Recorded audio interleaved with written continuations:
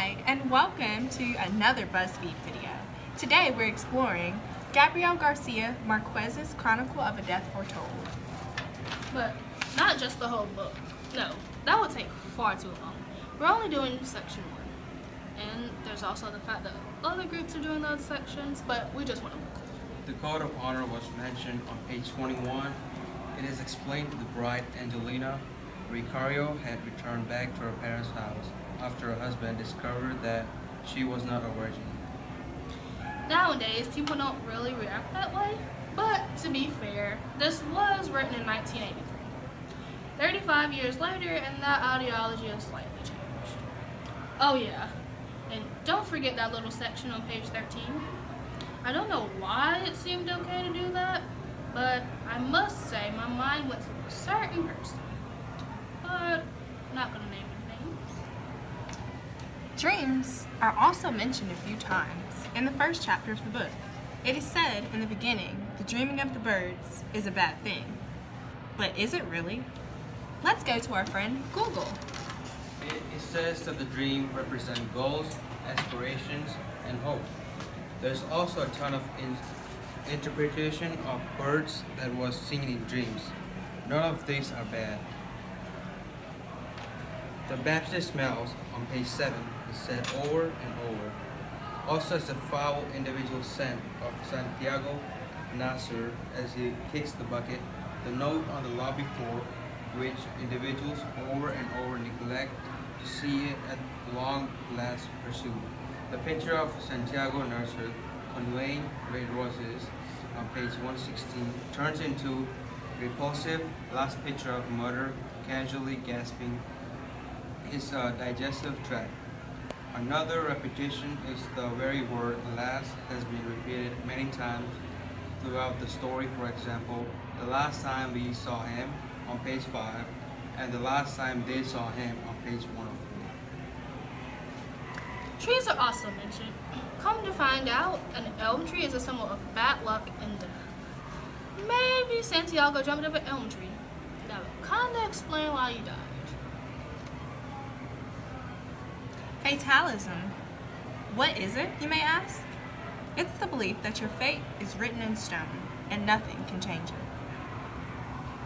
Now, people knew that Santiago was going to be killed, and yet they didn't try hard enough to prevent it. They wrote a letter to warn him of his potential murder, but by the time it happened, it was already too late, and he was dead. Do you think this could have been prevented? No, I don't think so. It could be prevented because once the things are set, just like she said that it's already written in story.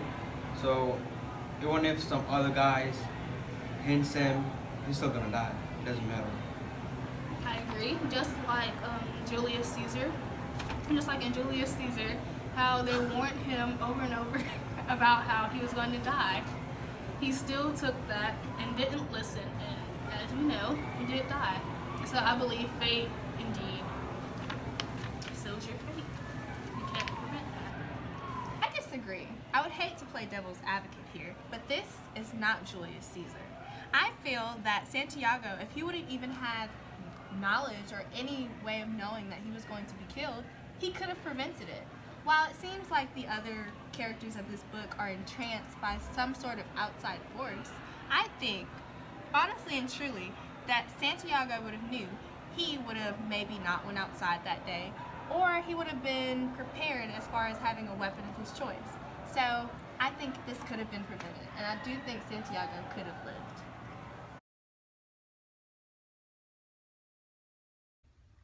In the very first chapter, you find out whose story it is. Santiago Nasir. Santiago wakes up, and his mother, Placinda Lanier, recalls him dreaming about trees. Also, she remembers him wearing white linen pants and white linen shirt. Irony presents itself right here because she is an avid in the dream interpreting community. However, she couldn't foreshadow or interpret his dreams to represent his untimely death. The entire one by Santiago is to present himself to the bishop. Placinda, 27 years later, originally thinks that the narrator was her son. The death of Santiago clearly has deeply scarred his mother, and virtually left her in time. The narrator reveals Santiago's passion for weapons and mentions briefly of his history of getting some of it from his father. Also, the testimony of Victoria Guzman, who claims he was not as good as a person as you may have thought he was. Evidence reveals this later, of course. And one would think, possibly foreshadowing to why she didn't warn Santiago. Or maybe this is just the words of a bitter old fling of Santiago's father. We may never find out. Santiago grabs Davina Flora, the daughter of Victoria Guzman, by her genitalia. This may somewhat give you reason to think that he's not a nice guy. The important aspect is where Santiago never leaves through the back door.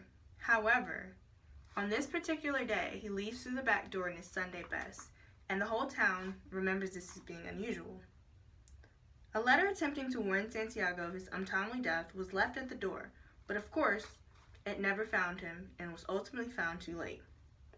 Santiago runs into Clotilde Armenta. The killers slept at her milk shop the previous night. At least she urged the killers not to kill Santiago immediately. The narrator's sister, Margaret, who seems to like Santiago, invites Santiago to her house for breakfast.